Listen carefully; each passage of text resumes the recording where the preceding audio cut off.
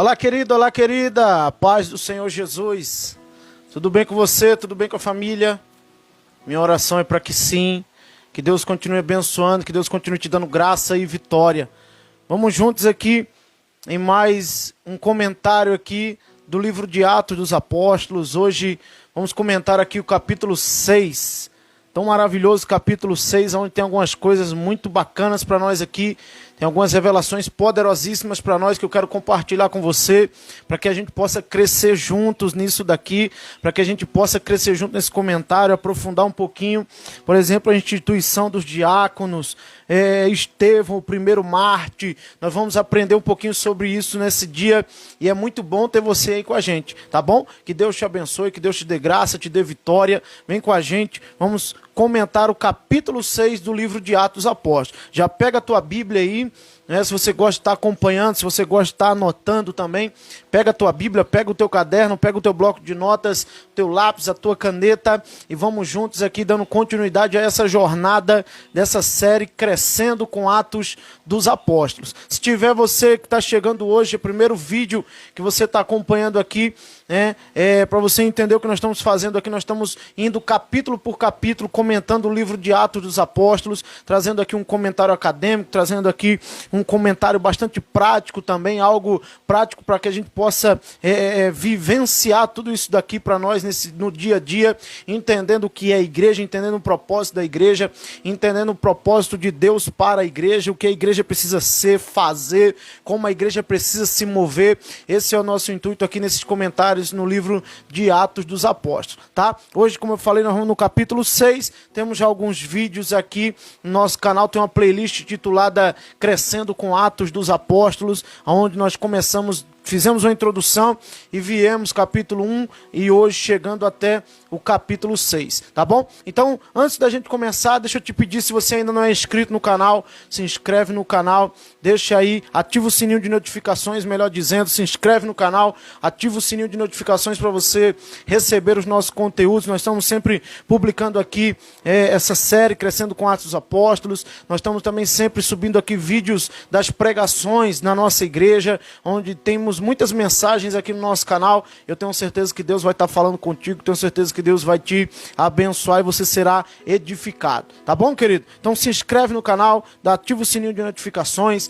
deixa aí o seu gostei, que isso também nos ajuda para o engajamento do canal. Se você quiser acrescentar algum comentário, alguma pergunta, ou quiser acrescentar algo conforme a gente for falando aqui, fica bem à vontade, tá bom? É um prazer ter você com a gente aí, é um prazer poder contar contigo aí pra gente crescer junto aqui nessa jornada, crescendo com Atos dos Apóstolos, tá bom? Então, já pegou tudo aí? Tua Bíblia, teu caderno, o teu bloco de notas, o teu lápis, a tua caneta, para que você possa acompanhar aí com a gente e nós vamos juntos aqui. Deixa a sua Bíblia já aberta aí no capítulo 6 de Atos. Aleluia! Vamos juntos. Algumas das coisas que nós vamos falar hoje aqui, né? Hoje nós conhecemos o ministério dos diáconos, o diaconato da igreja. Nós vamos entender aqui, Atos dos Apóstolos revela para nós onde começou esse ministério, né? Tem coisas bem bacanas para nós hoje aqui. Então vamos lá? Já se inscreveu no canal? Se não for inscrito, se inscreve. Já deixou aí o seu gostei? Deixa aí, tá bom? Ativa o sininho de notificações e vem com a gente. Atos dos Apóstolos, capítulo 6. Nós vamos ler apenas o versículo 1, né? O versículo 1, do versículo 1 ao 7. Nós vamos ler do versículo 1 ao 7 e depois nós vamos lendo aqui no decorrer do comentário. Vamos lá? Versículo 1. Ora, naqueles dias, crescendo o número dos discípulos, houve uma murmuração dos gregos contra os hebreus, porque as suas viúvas eram desprezadas no ministério cotidiano. E os 12, convocando a multidão dos discípulos, disseram: não é razoável que nós deixemos a palavra de Deus e sirvamos às mesas. Escolhei, pois, irmãos, dentre vós, 7 varões de boa reputação, cheios do Espírito Santo e de sabedoria, aos quais constituamos sobre este importante negócio. Mas nós perseveraremos na oração e no ministério da palavra. E este parecer contentou a toda a multidão. E elegeram Estevão, homem cheio de fé e do Espírito Santo, e Filipe, Prócoro, Nicanor, Timão, Pármenas, Nicolau, prosélito de Antioquia. E os apresentaram ante os apóstolos. E estes, orando, lhes impuseram as mãos. E crescia a palavra de Deus. E em Jerusalém se multiplicava muito o número dos discípulos, e grande parte dos sacerdotes obedecia à fé. Amém? Então vamos ler até aqui, depois a gente vai continuando aqui a leitura. Irmãos, a igreja está em Jerusalém, os apóstolos pregando, dando testemunho da ressurreição de Cristo com grande poder, com grande graça, com grande autoridade, milagres extraordinários acontecendo, e a igreja começa a crescer demais. A igreja começa a crescer, pessoas de todos os cantos estão se aproximando e sendo agregados à fé, né? E acontece aqui um problema bom, se assim podemos dizer, né? Acontece aqui um problema que com o crescimento da igreja, houve a necessidade de novos departamentos serem abertos. Por que é o problema bom? Porque os apóstolos não estavam conseguindo dar conta de atender a todos os departamentos sozinhos, de tanta gente que estava chegando, e sendo salva, sendo liberta, sendo curada e se agregando à fé, né? Esse é um problema bom, né? Que todas as igrejas passassem por esse problema, né? Em vez de contabilizar quem sai, vivemos uma enxurrada de crescimento, e por conta de ter tanta gente, ser necessário que novos departamentos sejam levantados, novos líderes sejam levantados, novas pessoas, porque a igreja, a estrutura que já tem não conseguirá dar conta de tanta demanda, e assim novas pessoas também serão levantadas para a obra do ministério. É esse problema que a igreja está enfrentando aqui, porque com o crescimento da igreja, os gregos, né, começaram a reclamar, porque as viúvas gregas estavam meio que sendo, não excluídas, não era por mal, não era, né, por conta de desprezo realmente, mas era por conta da demanda. Elas não estavam conseguindo, os apóstolos não estavam conseguindo atendê-las da forma como deveria ser atendida, né? E houve essa reclamação: olha, a gente está ficando um pouco desassistido e tal, nossas viúvas estão ficando um pouco desassistidas, vamos lá, o que a gente pode fazer para melhorar isso daí? Então, no versículo 2, os apóstolos reúnem a igreja, né? Reúnem toda a multidão e dizem isso aqui para eles: olha, não é razoável que nós deixemos a palavra de Deus e sirvamos às mesas. O que os apóstolos estão dizendo? Olha, gente, em outras palavras, está tendo crescimento, né? E nós não podemos deixar de orar, não podemos deixar de pregar a palavra para ficar fazendo o que hoje poderíamos dizer a obra social da igreja. Pastor, por que não pode? Porque, irmão, quem é pastor de igreja sabe da importância de podermos ter mais tempo para orar, para, né, preparar boas mensagens, para que essas mensagens sejam pregadas. Então, quando a gente tem o nosso tempo dividido entre outras tarefas, acaba que a oração e a mensagem podem não ficar da melhor forma possível, né? Então, por isso que Deus coloca pessoas que poderão trabalhar nessas áreas, né? Como Deus levantou aqui, ó. Então eles dizem: não é razoável, né? Não que não pudesse servir, não era sobre isso. Era que, né, precisava fazer uma escolha: ou a gente vai se dedicar à oração e à palavra, ou a gente vai servir às mesas, vamos fazer as obras sociais, nós vamos fazer outras coisas, né? Então, o que os 12 levantam a questão e diz, versículo 3, vamos escolher irmãos dentre vós, 7 varões.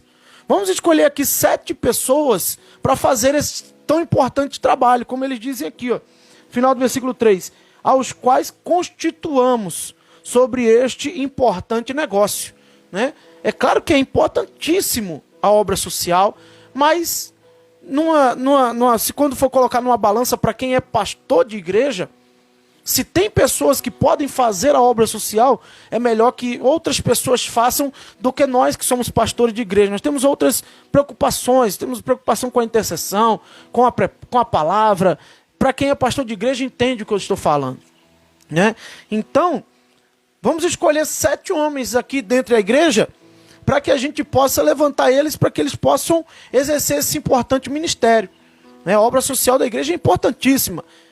Então, vamos levantar outras pessoas. Só que interessante, irmão, versículo 3, é que os apóstolos colocam aqui alguns requisitos para quem seria levantado para fazer a obra de Deus. E que esses requisitos precisam ser observados pela igreja até os dias de hoje.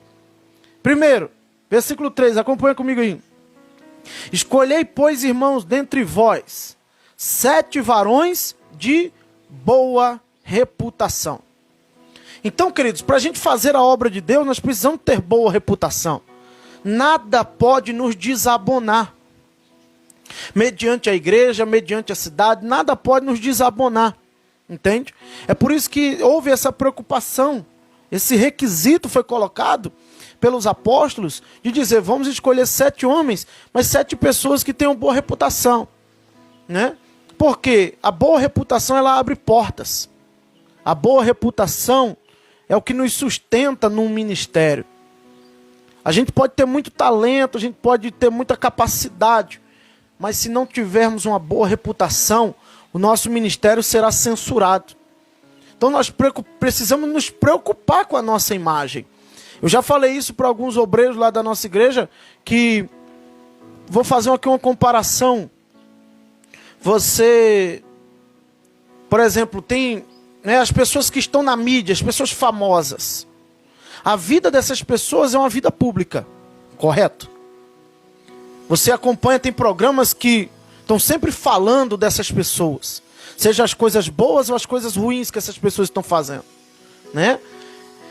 A vida ministerial, quando a gente ingressa no ministério, quando a gente assume um cargo, quando a gente assume maiores responsabilidades, a nossa vida também se torna uma vida pública. Não no sentido de que querermos ser famosos como as celebridades, mas a nossa vida se torna alvo de avaliação o tempo todo. Entendeu? A nossa vida se torna alvo de avaliação o tempo todo. Então, para quem quer entrar num ministério, ele precisa ter a total ciência e a total responsabilidade do cuidado com a sua imagem, do cuidado com o que o outro pensa. Por exemplo, para quem é de ministério, essa coisa, não estou nem aí para o que os outros pensam de mim, essa coisa não funciona muito bem assim, não é? Porque senão, se você viver uma vida que não dá o bom testemunho, que vai manchar a sua reputação, o seu ministério perde relevância, entendeu? O seu ministério perde impacto, o seu ministério perde o embasamento de uma vida de exemplo que embasa a mensagem que você prega. Está compreendendo? E isso é para todos os departamentos da igreja. Não é só para pregador, não é só para cantor, não é só para instrumentista, é para os obreiros, é para o recepcionista, é para o zelador da igreja, é para tudo, tudo da igreja. Precisam ter pessoas de boa reputação. Está compreendendo? Para que nada desabone o ministério dessa pessoa. Por isso, você, obreiro, em geral, na obra do Senhor, cuide de sua reputação. Cuide de suas redes sociais, por exemplo. O que você posta nas suas redes sociais? Qual é a mensagem que você passa nas suas redes sociais? Hoje, irmão, uma das coisas que... Quer conhecer uma pessoa? Vá na rede social dessa pessoa. Dá um pulinho lá. Você concorda comigo que tem pessoa que você chega na rede social dele e dela, você diz, não pode. Essa pessoa não é um pastor. Essa pessoa não é um obreiro. Essa pessoa é mundana. Essa pessoa não se converteu. Concorda comigo? A rede social hoje fala muito sobre quem somos. Entende? Então nós precisamos ter um cuidado muito forte sobre tudo isso. O que nós postamos. Quais são as mensagens que nós pregamos nas nossas redes sociais. Né? Como que é a nossa convivência, onde trabalhamos, onde estudamos, né? Onde vivemos. Como que é? Nosso testemunho, ele precisa ser o embasamento do nosso ministério. Por isso, escolhamos homens de boa reputação. Primeiro requisito. Segundo requisito, cheios do Espírito Santo. Quer fazer a obra de Deus? Precisamos de homens e mulheres cheios do Espírito Santo fazendo a obra de Deus. Nós não estamos mais no tempo de pessoas rasas e vazias da unção, do poder de Deus. Sabe, nós não precisamos de pessoas rasas, nós precisamos de pessoas cheias do Espírito Santo. É o que a igreja está precisando levantar nesse tempo. Homens e mulheres cheios do Espírito Santo, que farão a obra de Deus com excelência. Sabe, irmãos, nós não estamos precisando mais de pessoas cheias de conhecimento, cheias disso ou daquilo. Nós estamos precisando de pessoas cheias do Espírito Santo. Entende? Pessoas cheias do Espírito Santo que farão a diferença. Pessoas cheias do Espírito Santo que farão a obra de Deus com excelência. Pessoas cheias do Espírito Santo que a unção, a presença que está dentro dele vai ser ministrada aos outros. Terceiro requisito que os apóstolos colocaram aqui para levantar os diáconos: sabedoria. Pessoas sábias, pessoas ponderadas, pessoas que falam na hora certa, brincam na hora certa, pessoas cheias de sabedoria, que sabem lidar com os problemas do dia a dia dentro de um ministério. Pastor, o ministério tem problemas? Todo dia tem problema. Todo dia nós precisamos tomar decisões, todos os dias nós precisamos analisar um caso, analisar outro, como se portar diante dessa situação, que atitude tomar diante dessa situação, e precisamos de pessoas cheias de sabedoria. Está compreendendo? Pessoas cheias de sabedoria. Percebe, irmão, que aqui nós estamos falando de, como eu falei, aqui é onde se inicia o ministério dos diáconos na igreja primitiva. E perceba, irmão, que o diácono, a princípio, ele foi levantado para fazer a obra social da igreja, para servir as mesas. Entende? O diácono, a princípio, ele não foi levantado para estar pregando, para estar orando pelos enfermos, para estar expulsando o demônio. É claro que mais na frente nós vamos ver alguns parênteses aqui. Mas a princípio, qual que é o serviço do diácono na igreja? Servir as viúvas. Aparentemente é algo tão simples, não é? Mas mesmo assim, olha os requisitos que precisam ser obedecidos: ser de boa reputação, ser cheio do Espírito Santo e cheio de sabedoria. Irmão, e hoje isso significa para qualquer departamento da igreja, para qualquer pessoa que vai entrar num departamento, vai exercer um ministério, que vai fazer a obra de Deus, precisa ser uma pessoa de boa reputação, uma pessoa cheia do Espírito Santo, uma pessoa cheia de sabedoria. Entende? Esses são os requisitos básicos para uma pessoa ingressar num ministério. Entende? Então eles dizem aqui, ó: escolhei, pois, irmãos, dentre vós 7 varões de boa reputação, cheios do Espírito Santo e de sabedoria, aos quais constituamos sobre este importante negócio. Então, colocaram ali os 7 diáconos para começar a servir a mesa. Versículo 4. Mas nós perseveraremos na oração e no ministério da palavra. Como eu falei, aqui a gente está falando de pastores de igreja, líderes, pregadores, né, que em algum momento precisaram fazer uma escolha. Olha, ou nós vamos gastar nosso tempo orando e no ministério da palavra, ou nós vamos fazer outras coisas. Vamos tentar abraçar o mundo? Não dá. Vamos levantar pessoas que possam fazer isso daqui. Deus tem nos abençoado. Vamos levantar líderes, vamos levantar os diáconos. Os diáconos vão servir as mesas, os diáconos vão cuidar das viúvas. Entendeu? Então, o diácono estava ali para servir, enquanto os apóstolos iriam perseverar no ministério da oração e da palavra. Entendeu? Nós precisamos entender isso. E este parecer contentou a toda a multidão. Não é? Apresentaram isso para a igreja falou: amém, está na bênção, perfeita decisão. E aí levantaram Estevão, homem cheio de fé e do Espírito Santo, Filipe, Prócoro, Nicanor, Timão, Pármenas e Nicolau, prosélito de Antioquia, e os apresentaram ante os apóstolos. E estes, orando, lhes impuseram as mãos. Então, amém, está resolvido. Conseguimos solucionar aqui esse problema bom, como eu falei, né? Da alta demanda. Agora já tem líderes, eles estão levantados, oramos, impusemos as mãos sobre eles, e agora vocês estão aptos para servir. Vão fazer a obra de Deus, vão servir as viúvas, vão cuidar das mesas, né? E aqui versículo 7, e crescia a palavra de Deus, e em Jerusalém se multiplicava muito o número dos discípulos, e grande parte dos sacerdotes obedecia à fé. Como eu sempre falo, em Atos Apóstolos, a gente sempre vai falar isso, a igreja nunca parou de crescer, a igreja nunca parou de avançar, a igreja nunca parou de romper, muito pelo contrário, e crescia, se multiplicava muito o número dos discípulos, entende? E aí, irmãos, aqui a partir do versículo 8, lembra que eu falei que a gente iria colocar alguns parênteses aqui sobre os diáconos. Lembra que eu falei que o diácono, a princípio, ele foi levantado para servir as mesas e quase que ficar responsável pela obra social da igreja.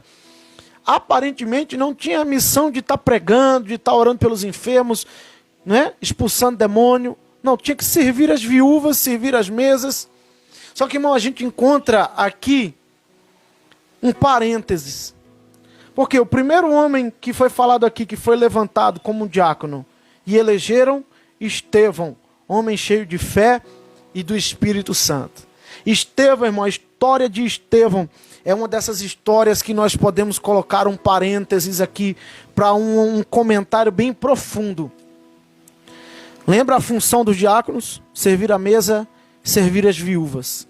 Agora, olha o versículo 8 de Atos 6. E Estevão, cheio de fé e de poder, fazia prodígios e grandes sinais entre o povo. Meu Deus, isso aqui é muito forte, irmão, porque Estevão é levantado como um diácono, mas no dia a dia do seu chamado, por dedicação, por vida com Deus, por ser um homem cheio do Espírito Santo, por ser um homem cheio de fé, ele começou a fazer o seu serviço com excelência, servindo as mesas, servindo as viúvas, e o próprio Deus trouxe uma promoção, se assim eu posso dizer, sobre o ministério de Estevão. Um homem que a princípio, humanamente falando, era levantado para servir as mesas e servir as viúvas. Agora ele está fazendo prodígios e grandes sinais entre o povo. Irmão, Estevão, de servidor de mesa, de obra social, agora ele está orando pelos enfermos. Os enfermos estão sendo curados, os oprimidos estão sendo libertos. Deus está fazendo milagres e maravilhas, sinais e prodígios através da vida de Estevão. Estevão, a princípio, não foi chamado para estar pregando, e agora Estevão está pregando com grande poder. Sabe, irmão, isso aqui me faz entender uma coisa: quando nós temos dedicação por aquilo que Deus já colocou na nossa mão, quando nós temos dedicação por aquilo que já nos foi confiado, aparentemente, o que não é menos, porque tanto é que eles disseram, vamos colocar eles sobre este importante negócio.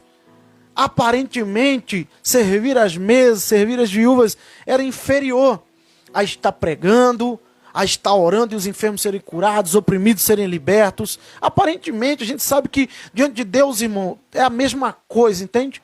Diante de Deus é a mesma coisa. Mas Estevão recebeu tanto de Deus enquanto servia com excelência naquilo que já lhe foi confiado, que além de servir com excelência aquilo que ele já tinha, ele começou a transbordar e fazer muito mais do que lhe foi pedido. Entende? Estevão serve as mesas, serve as viúvas. E agora Estevão, além de servir, Estevão está orando, expulsando o demônio, curando os enfermos e pregando a palavra com ousadia. Entende, irmão? Então, quando você faz com excelência aquilo que Deus já colocou na sua mão, você vai recebendo de Deus, recebendo de Deus, recebendo de Deus. Daqui a pouco você está fazendo o que você já devia fazer e fazendo além, dando glória ao nome do Senhor. Eu tiro aqui um ensinamento, querido. Quando nós valorizamos, cuidamos muito bem daquilo que já está está nas nossas mãos, nós recebemos autorização e autoridade do céu para fazer além do que nos foi pedido. Agora, quando nós desprezamos aquilo que está na nossa mão, eu não fui chamado para servir as mesas, não, eu não fui chamado para ficar cuidando de viúva, eu não fui chamado para ficar cuidando de entregando cesta básica, não, meu chamado não é esse, eu sou um pregador, não, eu tenho que estar orando pelos enfermos. E aí, desprezando isso aqui que já está nas suas mãos, Estevão não receberia autoridade e autorização de Deus para fazer além do que lhe foi pedido. Isso é um princípio para nós. Isso é um princípio para nós. Quer que Deus amplie a tua área de trabalho? Quer que Deus te leve a fazer além? Valorize e faça com excelência aquilo que já está nas suas mãos. E aí o céu vai te encontrar como um bom servidor e vai te dar mais. Agora, querido, se Deus olhar lá de cima e te ver desprezando aquilo que já está na tua mão, você pode ter certeza que Deus não vai te dar nada a mais. Entende? Pode ter certeza disso. Você desprezou isso aqui, Deus não vai te dar mais. E você corre um grande perigo de, além de Deus não te dar mais, você ainda ficar sem o que você já tinha para fazer. Entendeu? E a gente encontra, irmão, muitos obreiros pecando nisso daí. Ele despreza aquilo ali. Essa função aqui é pouco para mim. Eu tenho chamado para fazer mais. Eu tenho chamado para fazer mais. E despreza aquilo ali. Entende? Que na cabeça dele é pouco. E aí acaba que ele nem é promovido a fazer mais. E por vezes ele é desqualificado para fazer até o pouco que ele tinha para fazer. Tá compreendendo? É forte essa, né? Então valorize o que você tem. Como que Deus vai te fazer líder de 10 pessoas se tu não consegue valorizar essa uma que hoje tu lidera, irmão? Tá compreendendo? Agora, quando Deus acha uma pessoa excelente, tem uma pessoa, mas ele tá ali, ó, discipulando, cuidando, se preocupando, sabe? Consolidando aquela pessoa. Aí Deus olha e diz: meu servo, minha serva, tá sendo um bom servidor. Ele tá cuidando bem de um. Eu vou dar para ele 10. Aí Deus te acha cuidando de 10, dando a vida, consolidando, discipulando, apacentando. Aí Deus olha e diz: tá cuidando bem de 10, né? Então eu vou te dar 50. E assim por diante. Tá compreendendo, irmão? É assim que Deus age. É assim que Deus age. Então não cometa o erro de desvalorizar o que está na sua mão, de desprezar o que está na sua mão. Porque senão você corre o risco de até mesmo perder o que hoje você já tem. E vai passar a vida inteira aí à toa, sem fazer nada com excelência. Entendeu? Então seja excelente naquilo que hoje você já tem como responsabilidade. Tua responsabilidade é limpar a igreja. Limpe a igreja com responsabilidade, com excelência. Seja excelente no que você faz. Entende? Tua responsabilidade é o que? Recepcionar. Seja o melhor recepcionista da tua igreja. Seja o melhor. Seja o melhor. Entende? Minha função aqui, me deram esse grupo aqui, mas esse grupo tem pouquinha pessoa. Seja excelente, faça esse grupo multiplicar, faça esse grupo crescer, faça esse grupo avançar. E você vai ver que amanhã Deus vai te dar coisas a mais. Hoje você pode ser líder de um grupo, amanhã você vai ser pastor de uma igreja, de uma grande igreja, de uma igreja emergente, de uma igreja relevante, de uma igreja influenciadora, onde você estiver. Tá compreendendo? Agora, se você desvalorizar, irmão, você pode ter certeza. E eu falo isso sem medo de errar. Sem medo de errar. Se você desvalorizar isso aqui, pensando: não, eu deveria estar fazendo isso aqui, ó. E você desvalorizar isso aqui, corre o risco de você nem chegar a fazer isso aqui e ainda perder isso aqui que você está desvalorizando. Não é pouco, é que você não soube identificar o valor do que já tem nas suas mãos. Entendeu? Então identifique o valor do que você já tem nas suas mãos. Pare de supervalorizar aquilo que ainda você não tem. Seja grato e valorize o que você já tem. E Deus vai te achar como um bom servidor. E Deus vai te promover. Deus vai te dar mais unção, mais graça, mais poder. Estevão, irmão, chamado para servir as mesas. para servir a viúva, entregar a cesta básica, mas fazia com tanta excelência que Deus falou: agora vai lá e ora pelo enfermo. E ele orou, o enfermo foi curado, ele expulsou o demônio, ele começou a pregar. E aí a Bíblia vai dizer, querido, que no meio do ministério de Estevão se levantou uma perseguição contra Estevão. Se você ler aqui do versículo 9 em diante, né, você vai ver que, como fala aqui, e levantaram-se alguns que eram da sinagoga, chamados dos libertos, e dos sirineus, dos alexandrinos, e dos que eram da Cilícia e da Ásia, e disputavam com Estevão, começaram a perseguir, disputar: não é verdade isso que você prega, e tal, não sei o que, não sei o que, não sei o que. E aí versículo 10, e não podiam resistir à sabedoria e ao espírito com que falava. É forte, né, irmão? Não podiam resistir. E aí, no meio da perseguição, subornaram os homens para que dissessem: olha, ouvimos ele dizer blasfêmias contra Moisés, contra Deus. E excitaram o povo, excitaram os anciãos, os escribas, né? E aí foram prender Estevão. Levaram Estevão até diante de falsas testemunhas, né? Colocaram ele diante dos sacerdotes, levantaram falsas testemunhas para dizerem: olha, este homem não cessa de proferir palavras blasfemas contra este santo lugar e contra a lei. Porque nós lhe ouvimos dizer que esse Jesus Nazareno há de destruir este lugar e mudar o costume de Moisés, que Moisés nos deu. Então, versículo 15, esse versículo é maravilhoso. Então, todos os que estavam assentados no conselho, fixando os olhos nele, viram o seu rosto como o rosto de um anjo. Irmão, o rosto de Estevão estava brilhando, entende? Era uma aparência celestial, o céu impregnado nele, entende?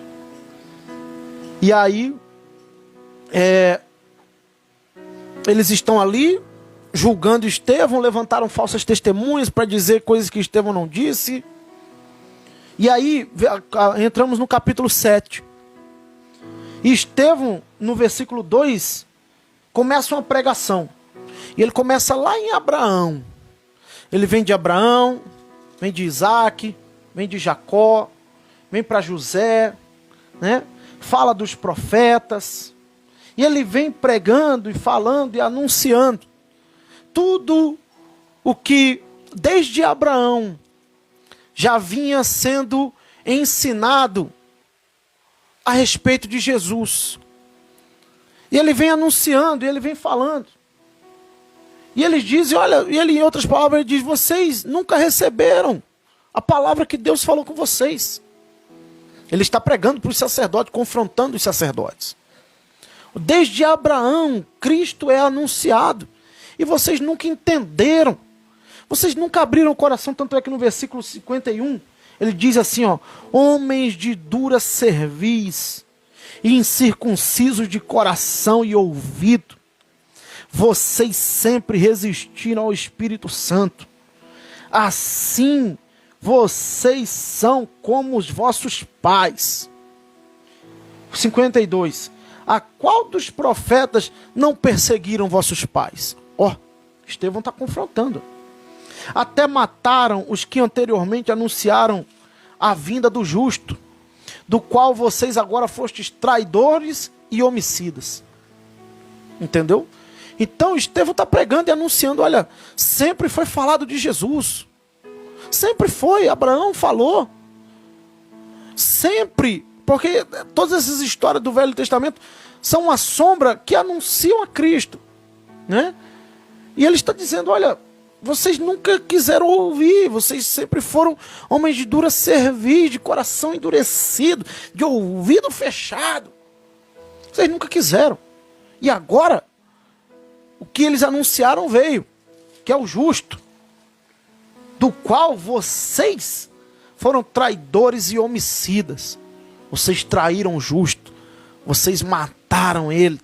E aí, irmãos, os homens ficaram injuriados, os homens ficaram enfurecidos. Versículo 54.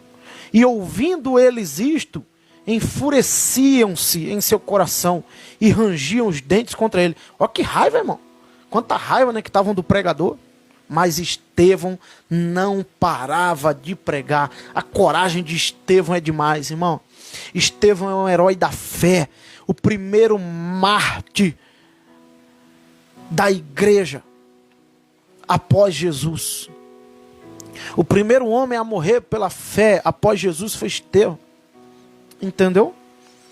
Ouvindo eles isso, se enfureciam, seu coração rangia os dentes, estava com muita raiva, né?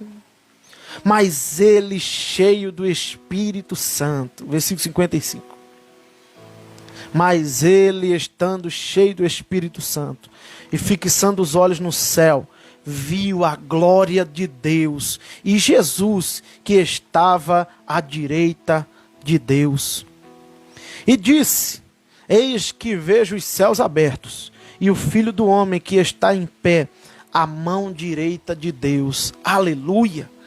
No meio daquele furdunço todo, de tantas ameaças que Estevão, tanta pressão, Estevão olha para o céu, vê os céus abertos, vê a glória de Deus e pode contemplar Jesus em pé à direita do Pai. Aleluia! Aleluia! É maravilhoso isso, irmão. Versículo 57. Mas eles gritaram com grande voz, taparam os ouvidos e arremeteram unânimes contra ele. Olha, irmão, esse povo era duro, né, irmão? Esse povo era complicado demais. E o expulsando da cidade, o apedrejavam. E as testemunhas depuseram as suas vestes aos pés de um jovem chamado Saulo. Aqui é a primeira vez que Saulo aparece na história. Ah, Saulo, se soubesse. Né? Então, irmão, aqui olha o que acontece. Prenderam Estevão.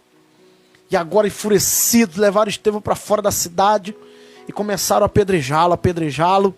As testemunhas, as falsas testemunhas, dizendo que ele realmente merecia morrer. Arrancaram as roupas de Estevão e lançaram aos pés de Saulo, né? E apedrejaram Estevão, que em invocação dizia: Senhor Jesus, recebe o meu espírito. E pondo-se de joelhos, clamou com grande voz: Senhor, não lhes imputes este pecado. E tendo dito isto, adormeceu, morreu. A coragem de Estevão, que não parou, né? Um jovem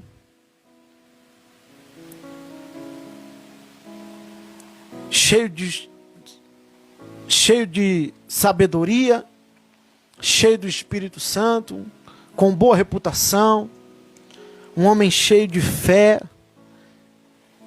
que Deus usou ele poderosamente e que pagou o preço com a sua própria vida, mas não negociou o seu chamado, não negociou o seu ministério, não cedeu diante das ameaças dos sacerdotes endemoniados, não cedeu, não retrocedeu, né, irmão?